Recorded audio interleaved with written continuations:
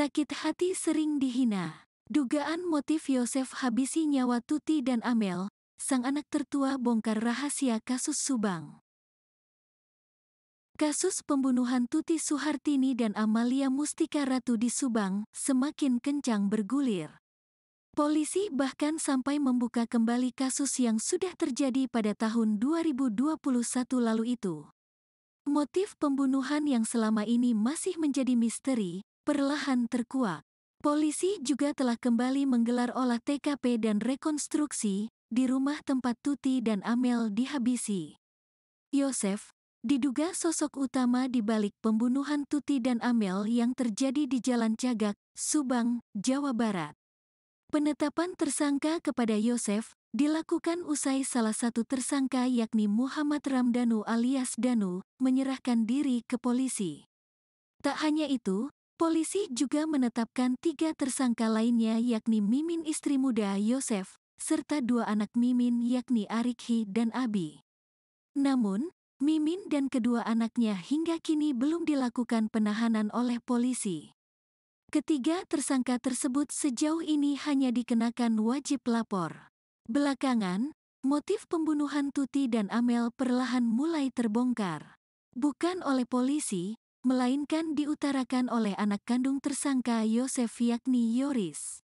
Menurut Yoris, ayahnya diduga sakit hati kepada sang ibu dan juga adik kandungnya, yakni Amalia Mustika Ratu. Dugaan saya sih mungkin sakit hati, kata Yoris, anak almarhum Tuti dikutip dari kanal YouTube Diskursus.net.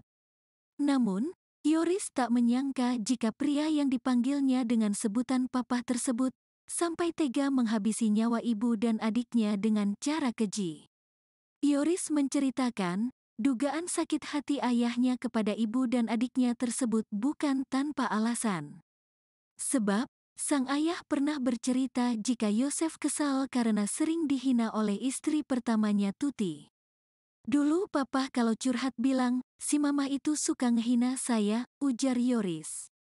Peran Yosef, tersangka kasus Subang terungkap usai polisi melakukan olah TKP ulang di rumah yang menjadi lokasi pembunuhan Tuti dan Amalia Mustika Ratu. Setelah dibunuh, jasad ibu dan anak itu disimpan pelaku di dalam bagasi mobil Toyota Alphard yang terparkir di garasi rumah korban. Polisi pun telah menggelar olah TKP ulang, serta mencari bukti baru di rumah yang dihuni oleh korban Tuti dan Amel semasa hidup. Dari hasil penelusuran, polisi mengamankan sarung golok, gayung hingga casing HP yang diduga ada kaitannya dengan kasus pembunuhan ibu dan anak di Subang, Jawa Barat tersebut. Dirkrimum Polda Jabar, Kombes Pol Surawan mengatakan, berdasarkan hasil olah TKP yang dilakukan, diduga tersangka Yosef merupakan eksekutor yang menghabisi nyawa istri dan juga anaknya. Dugaan tersebut muncul berdasarkan pengakuan tersangka M. Ramdhanu alias Danu yang dicocokkan dengan olah TKP.